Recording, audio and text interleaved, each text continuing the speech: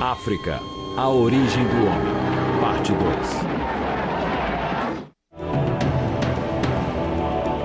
2. Este é o segundo grande êxodo na migração da humanidade pelo mundo afora.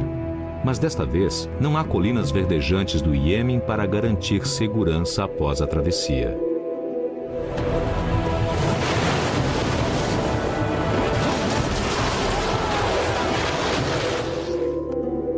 Por que eles se arriscariam a empreender uma aventura tão perigosa sem mesmo saber se poderiam desembarcar quando chegassem? Alguns cientistas acreditam que eles tenham sido empurrados pelo vento e desviados de sua rota, chegando a uma costa desconhecida por acidente. Mas novas pistas obtidas através da análise de DNA negam essa versão. O levantamento genético mostra que os aborígenes australianos têm linhas genéticas que só existem neles, vinculando-os diretamente às primeiras filhas de nossa Eva que saíram da África. Uma tal quantidade de linhas levadas por tantas mulheres que chegaram num espaço de tempo tão curto sugere uma travessia intencional, não por acidente, em uma jangada. O primeiro grupo chegou a 70 mil anos. Outros grupos o seguiram durante os 5 mil anos seguintes, todos descendentes de nossa Eva, cujas filhas haviam escapado da África.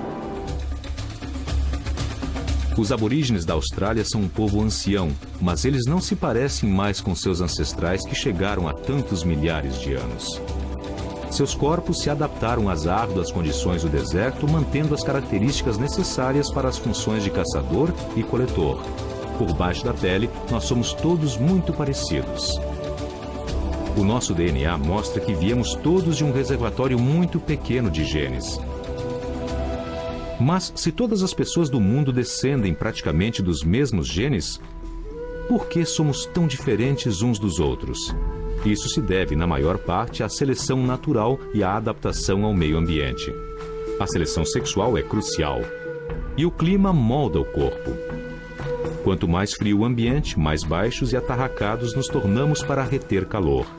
A altura está relacionada com a dieta.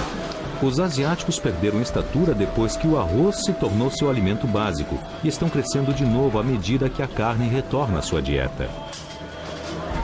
Ninguém sabe por que os asiáticos têm aqueles epicantos ou olhinhos puxados. Isso pode ter sido desenvolvido como proteção contra o frio.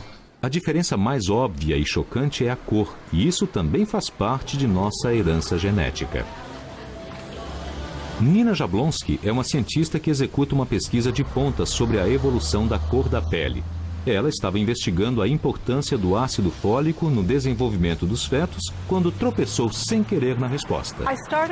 Eu comecei a pesquisar a evolução da cor da pele para preparar uma aula para minha classe há mais de 10 anos. A preparação para aquela aula foi muito interessante. Eu percebi que se sabia muito pouco sobre a evolução da cor da pele e o que se sabia não era muito convincente. Durante a preparação daquela aula, eu encontrei um trabalho científico que mostrava que havia uma correlação interessante entre a radiação ultravioleta e uma biomolécula muito importante chamada folato. O ácido fólico é crucial para o desenvolvimento do embrião humano e um excesso de radiação ultravioleta destrói esse ácido. Por isso, nossos ancestrais que viviam na África tropical precisavam ter a pele preta para garantir a sua própria sobrevivência. Mas uma quase ausência de radiação ultravioleta impede a formação da vitamina D, causando raquitismo, que pode matar. Assim, quando eles migraram para o norte, onde quase não havia sol, eles tiveram que se tornar mais claros, também para sobreviver. Nina desenvolveu uma equação evolucionária bastante simples. Em 50 mil anos, a raça humana espalhou-se pela maior parte do mundo oriental, da África à Índia, para o sul até a Ásia e cruzando os mares até a Austrália. Na maior parte desse tempo, o mundo sofria uma idade do gelo bastante feroz. Camadas de gelo cobriam boa parte do hemisfério norte, secando os mares e fazendo crescer os desertos. Mas o clima começou a mudar, dando início a novas viagens. Durante a migração épica pelas praias da África até a Austrália, nossa família deixou colônias pelo caminho e elas fizeram suas próprias viagens.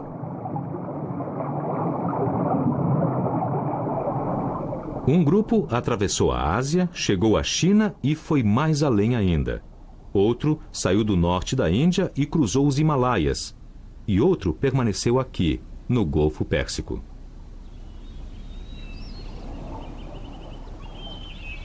Grandes lagos de água potável permitiram que nossas famílias vindas da África colonizassem estes bolsões de vegetação luxuriantes cercados pelo deserto.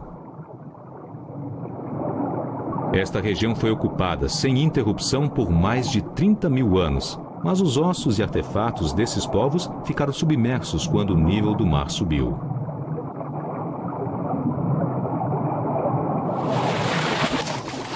Há mais ou menos 50 mil anos, as linhas genéticas começaram pela primeira vez a se espalhar no sentido norte, chegando à Europa. Mas ninguém sabia exatamente quando isso teria ocorrido. Se os humanos modernos conseguiram chegar à Austrália há mais de 70 mil anos, por que só teriam chegado à Europa há 50 mil anos? É uma viagem muito mais curta. O professor Stephen Oppenheimer acredita ter a resposta. Eu acho que a resposta para essa pergunta é que eles estavam presos. Eles não podiam subir para o Oriente Próximo, para Israel e para o Líbano, porque havia um grande deserto no caminho. Esse deserto era a região formada hoje pela Arábia Saudita e pela Líbia. E entre 50 mil e 80 mil anos atrás, ela era completamente impenetrável. O clima era tão seco que a chamada Rota do Crescente Fértil, que vai do Golfo à Europa, cruzando o Líbano e Israel, estava fechada. E então, há 50 mil anos, houve uma súbita melhora no clima.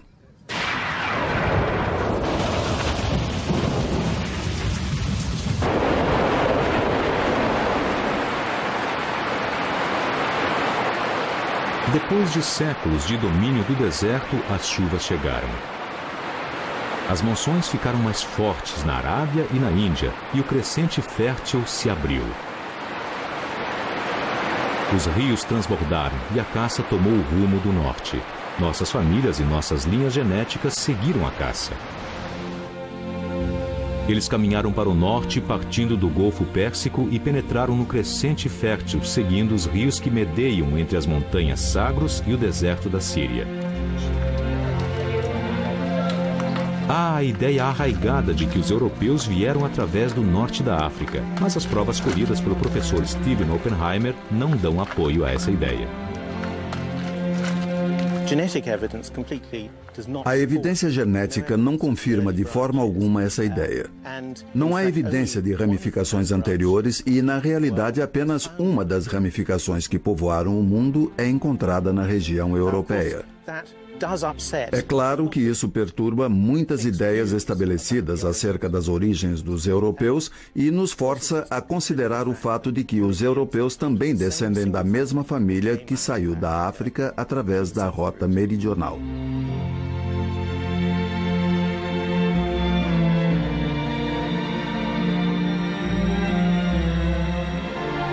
Essas famílias fundaram as primeiras colônias de humanos modernos que se estabeleceram com sucesso no Oriente Médio, a Síria e Levante, uma terra que ficava entre os rios Tigre e Eufrates, que são dois grandes rios que descem das montanhas da Turquia ao norte e chegam ao Golfo.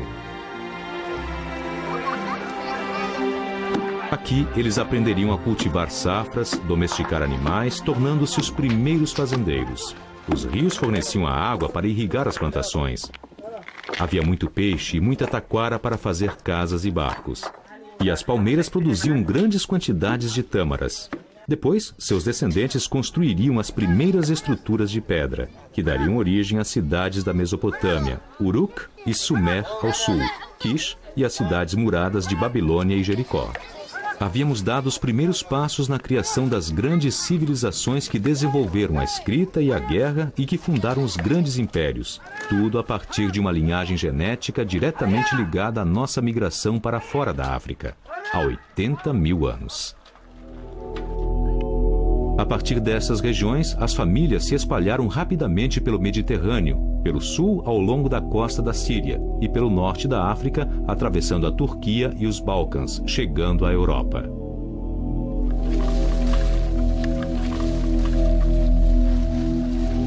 Esta é a nossa nova família. São descendentes diretos de nossos árabes dos pântanos do Golfo, entrando nos incógnitos territórios da Alemanha. Mas a terra que eles ocupam não está vazia. Outros haviam chegado lá antes deles. Os homens de Neandertal haviam sido os senhores da Europa por mais de 250 mil anos. O professor Chris Stringer é perito em Neandertais e o mundo deles. Esse povo ficou conhecido como Neandertal. Eles ficaram no centro de um debate sobre a evolução humana, pois poderiam ter sido nossos ancestrais, ou talvez representassem uma ramificação estranha da evolução humana. Eu tenho aqui um crânio mais completo do que o que foi encontrado no Vale de Neander, na Alemanha. Ele foi encontrado no início do século XX, na França, e nos mostra o aspecto da cabeça e da face do homem de Neandertal. Há um grande ressalto à altura das sobrancelhas, acima das cavidades dos olhos. A face toda é puxada para a frente e há um nariz enorme. Não há queixo na mandíbula inferior. Hoje em dia achamos que os Neandertais talvez tivessem se adaptado ao frio. Eles evoluíram na Europa por centenas de milhares de anos sob condições mais frias do que as de hoje. E quanto ao seu formato, sua aparência física, eles eram baixos e atarracados, eram muito fortes. Esse nariz pode ter sido parte do mecanismo que permitia que eles respirassem ar seco e frio. Há uma ideia de que os Neandertais eram uns fortões idiotas, mas isso não é verdade. Eles eram completamente humanos. Seus cérebros eram tão grandes quanto os nossos. Eu acho que os Neandertais eram uma espécie diferente da nossa, mas uma espécie muito semelhante, como se fossem parentes. Talvez tivessem ancestrais comuns conosco. Quem sabe há apenas 500 mil de anos. Se for assim, os Neandertais eram totalmente humanos. Eles são 10 vezes mais próximos de nós do que os chimpanzés.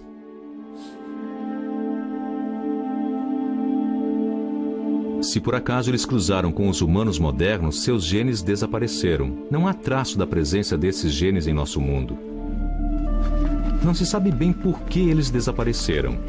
Eles viveram lado a lado com o homem moderno por milhares de anos, mas no fim, talvez os Neandertais não pudessem se adaptar ao novo mundo e a seus espertos rivais com a velocidade necessária. Para preencher o vazio, chegaram ondas de humanos modernos vindos do Oriente Médio e da Rússia que se espalharam por toda a Europa. Os cientistas acham que com essas ondas vieram 4 linhagens de DNA mitocondrial. 4 bisnetas da nossa Eva da África. Elas chegaram entre 45 mil e 10 mil anos atrás.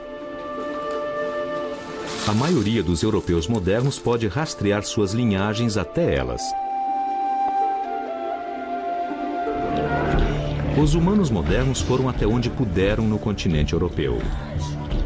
Atrás de nós, deixamos claras pegadas genéticas que conduzem ao movimento de saída da África que ocorreu há 80 mil anos. O mundo voltara a esfriar num prenúncio de uma nova idade do gelo. Mas os humanos modernos haviam encontrado um local para se estabelecer a 16 mil quilômetros da África do outro lado do globo, e 6 mil anos depois teria início a invasão do Novo Mundo. Nossas linhagens genéticas haviam se espalhado em todas as direções a partir daquela rota meridional de saída da África.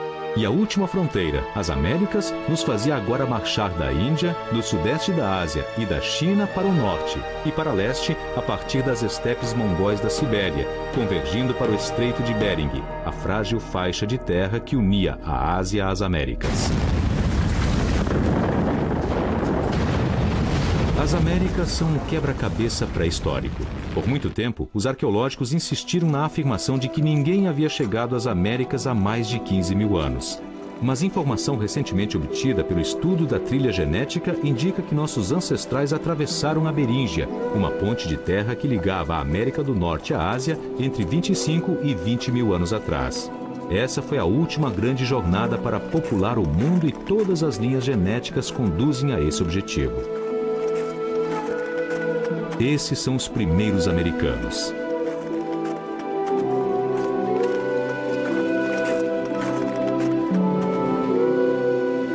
Há 25 mil anos, o mundo estava entrando numa das piores idades do gelo que tivemos de enfrentar.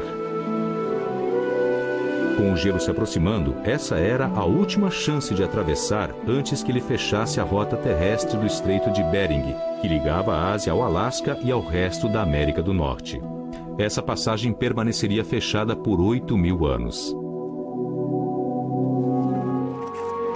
Na América do Norte, a grande camada de gelo laurenciana esmagou as planícies centrais, destruindo tudo em seu caminho, forçando nossos migrantes a descer a costa oeste até a América do Sul. Com o recuo do gelo, podíamos nos espalhar pela terra liberada. Há vestígios de um acampamento numa caverna de pedra sobre o rio Ohio, na Pensilvânia, chamado de Meadowcroft. O Dr. James Edelvejo chefiou a equipe de cientistas que escavaram o abrigo.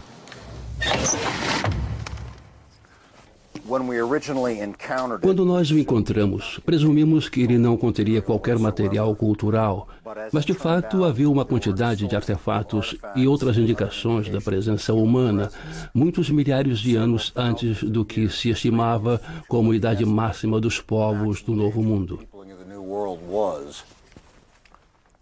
Espalhados pela superfície e em camadas mais profundas, em volta dessas fogueiras, há uma série de artefatos, entre os quais os mais notáveis são fragmentos de material para a fabricação de lâminas como este e lâminas que foram feitas deste material. O que distingue esses itens é que eles, além de terem sido fabricados, em sua maioria, por grupos mais recentes de paleo-índios das Américas, têm muita semelhança com lâminas do norte da China e datam de 28 ou 29 mil anos atrás. Na realidade, se colocassem cópias dessas lâminas numa coleção de lâminas chinesas, eu não poderia dizer a diferença. O que os vestígios de Meadowcroft nos sugerem, assim como dados que começam a emergir de outros sítios na América do Norte, é que não houve apenas uma migração de humanos para o Novo Mundo, como foi postulado nas últimas 2 décadas, mas houve de fato uma série de culturas ou emanações. Já se estabeleceu um padrão de entradas múltiplas para a migração para as Américas. Esses colonizadores iniciais trouxeram muitas linhas genéticas diferentes. Eles vieram da Sibéria, da China, da Ásia Central e até de bem mais ao sul, da Malásia e do Japão. Em 1996, um esqueleto conhecido como o Homem de Kennewick foi descoberto nas margens do rio Columbia, no estado de Washington.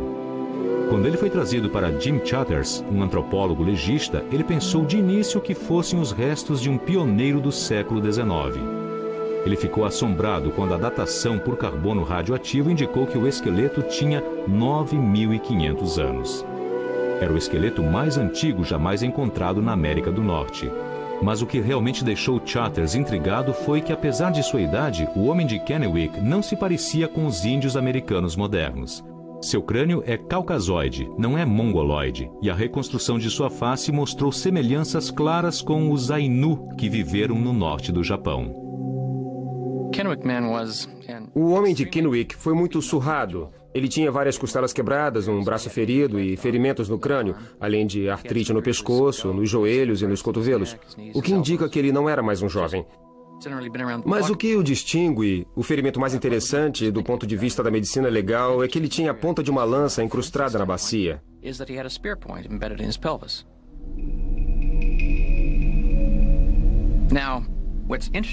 E o interessante quanto a essa ponta de lança é que ela é de um estilo que só se vê depois da morte desse homem, no leste do estado de Washington.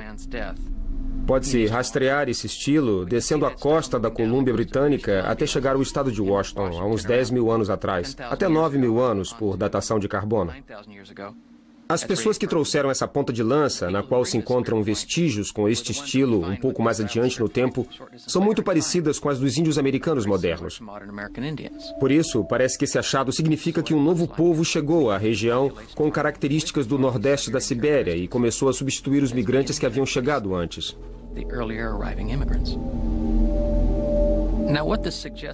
E o que isso sugere, numa visão mais ampla, é que se desenvolvia um conflito. Seria um conflito entre pessoas? Será que alguém ficou zangado por causa de um motivo fútil? Ou será que essa morte fez parte de uma disputa por território entre populações que competiam entre si? E o fato de que isso ocorre numa época em que chegavam novos povos e de que o Homem de Kennewick tem um aspecto diferente do dessas populações que chegavam. Os fatos sugerem que foi uma disputa por território.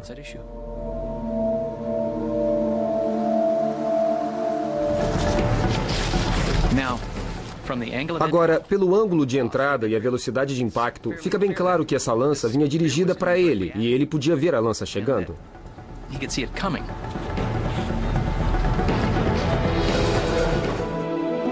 Desde a morte do homem de Kennewick, as populações de humanos modernos incharam de milhares para milhões.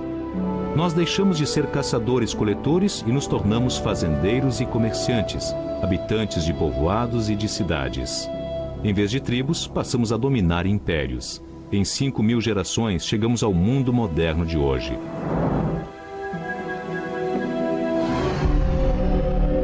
Foram obtidas amostras de 5 pessoas em Chicago para rastrear suas árvores mitocondriais.